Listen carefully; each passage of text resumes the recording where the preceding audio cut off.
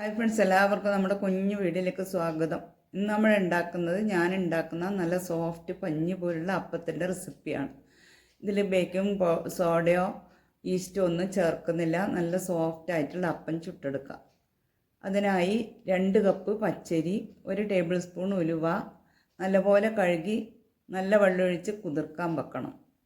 അരി അളന്ന അതേ കപ്പിൽ 1.5 കപ്പ് ഫ്രഷ് തേങ്ങയും എടുക്കണം. തേങ്ങ ചിരകുന്ന സമയത്ത് തേങ്ങേൻ്റെ അടിയിലുള്ള ആ ബ്രൗൺ കളറ് ചിരകിയെടുക്കണ്ട. അങ്ങനെ എടുത്തു കഴിഞ്ഞാൽ അപ്പത്തിന് കളറ് കിട്ടൂല. ഫ്രഷ് തേങ്ങ തന്നെ എടുക്കണം. അരി മിക്സി ജാറിലേക്ക് ഇട്ടുകൊടുത്ത് അരി എടുത്ത അതേ കപ്പിൽ 1.5 കപ്പ് തേങ്ങ ചേർത്ത് കൊടുത്ത് ഇതിലേക്ക് ആവശ്യത്തിനുള്ള ഉപ്പും ചേർത്ത് കുതിർത്ത് വെച്ച വെള്ളം തന്നെ ഇതിലേക്ക് ഒഴിച്ചു കൊടുക്കണം. കുതിർത്ത് വെച്ച വെള്ളം തന്നെ ഇതിലേക്ക് ഒഴിച്ച് അരച്ചെടുക്കുക. അരി എത്ര സമയം കുതിർത്ത് വെക്കുന്നോ അതിനനുസരിച്ച് മാവ് പെട്ടെന്ന് പൊങ്ങി വരും. അരച്ചെടുത്തിട്ടുണ്ട്. ഇതൊരു പാത്രത്തിലേക്ക് മാറ്റി ബാക്കിയും കൂടെ അരച്ചെടുക്കുക. ഇതിലേക്ക്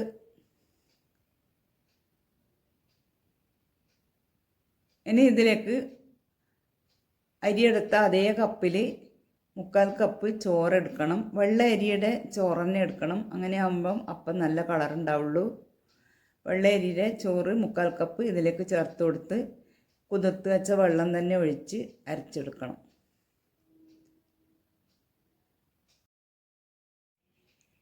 ഇതുപോലെ കുതിർത്ത് വെച്ച വെള്ളം ഒഴിച്ച് അരച്ചെടുത്താൽ മാവ് പെട്ടെന്ന് പൊങ്ങിക്കിട്ടും. ഇനി ഇതൊരു പാത്രത്തിലേക്ക് ഒഴിച്ച് കൊടുക്കുന്നുണ്ട്. നേരത്തെ ഒഴിച്ച് വെച്ച പാത്രത്തിൽ നിന്ന് മാവ് മാറ്റി 2 മാവ് ഒരുമിച്ച് ഒരു വലിയ പാത്രത്തിൽ ഒഴിച്ച് വെച്ചിട്ടുണ്ട്. ഇനി ഇത് നല്ലപോലെ ഇളക്കി കൊടുത്ത് മുകളിലേക്ക് ഇതുപോലെ മാവ് കോരി ഒഴിക്കണം. ഇങ്ങനെ കോരി ഒഴിച്ചാൽ ഇതിൽ നിറയെ ബൗൾസ് വരും. അങ്ങനെ ആകുമ്പോൾ പെട്ടെന്ന് മാവ് പൊങ്ങിക്കിട്ടും. ഈ ടിപ്പ് ഒക്കെ ഇതുപോലെ ചെയ്ത് കഴിഞ്ഞാൽ ഈസ്റ്റ്, ബേക്കിംഗ് പൗഡറൊന്നും സോഡയൊന്നും ചേർക്കാതെ മാവ് പൊങ്ങി വരും. ഇതുപോലെ അടച്ചു വെച്ചാൽ മതി. ലേശം തുറന്ന് അടച്ചു വെക്കണം. ഇനി മിക്സി ജാറിലേക്ക് 2 പിടി തേങ്ങ, 2 പച്ചമുളക്, 1 കഷ്ണം ഇഞ്ചി, 1 കഷ്ണം സവാള, ആവശ്യത്തിന് ഉപ്പും ചേർത്ത് അരച്ചെടുത്ത് കടുക് താളിച്ചൊഴിക്കുക. നല്ല പോലെ പൊങ്ങി വന്നിട്ടുണ്ട് മാവ്. രാത്രിയാണ് ഞാൻ അരച്ച് വെച്ചത്. രാവിലേക്ക് നല്ല പോലെ പൊങ്ങി വന്നിട്ടുണ്ട്. ഇത് ചെറുതായി ഇളക്കി കൊടുത്താൽ മതി. അധികം ഇളക്കി പത കളയണ്ട. ദോശത്തവ ചൂടാവാൻ വെച്ചിട്ടുണ്ട്. ചൂടായ ദോശത്തവയിലേക്ക് 1 തവി മാവ് കോരി ഒഴിച്ച് പാത്രം ചൂടായ ശേഷം മീഡിയം ഫ്ലെയിമിൽ ഇട്ട് വെക്കണം. ഇനി ഇതുപോലെ തോട്ട വരുന്ന സമയത്ത് അടച്ചു വെക്കണം. അടച്ചിട്ട് വേവിച്ചെടുക്കുക.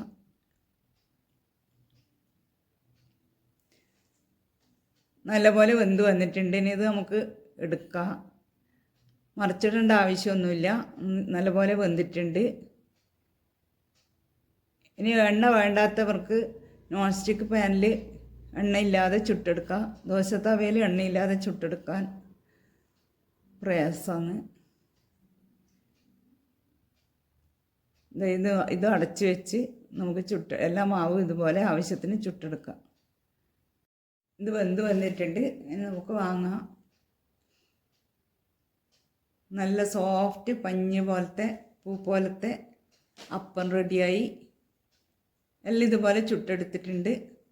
നല്ല തേങ്ങാ ചട്നിയും സോഫ്റ്റ് അപ്പവും കൂട്ടി കഴിക്കാൻ നല്ല ടേസ്റ്റാണ്. ഈ വീഡിയോ നിങ്ങൾക്ക് ഇഷ്ടമായാൽ സബ്സ്ക്രൈബ് ചെയ്യാനും ലൈക്ക് ചെയ്യാനും കമൻറ്റ് ചെയ്യാനും മറക്കല്ലേ. അതിനടുത്തുള്ള ബെൽ ബട്ടൺ പ്രസ് ചെയ്ത് ഓൾ എന്ന ഓപ്ഷൻ കൂടി പ്രസ് ചെയ്താൽ ഞാനിടുന്ന വീഡിയോസ് നിങ്ങൾക്ക് കിട്ടുകയുള്ളൂ. വീഡിയോ ഇഷ്ടമായാൽ ഫ്രണ്ട്സിനും ഫാമിലിക്കൊക്കെ ഷെയറും ചെയ്യണേ. Thank you.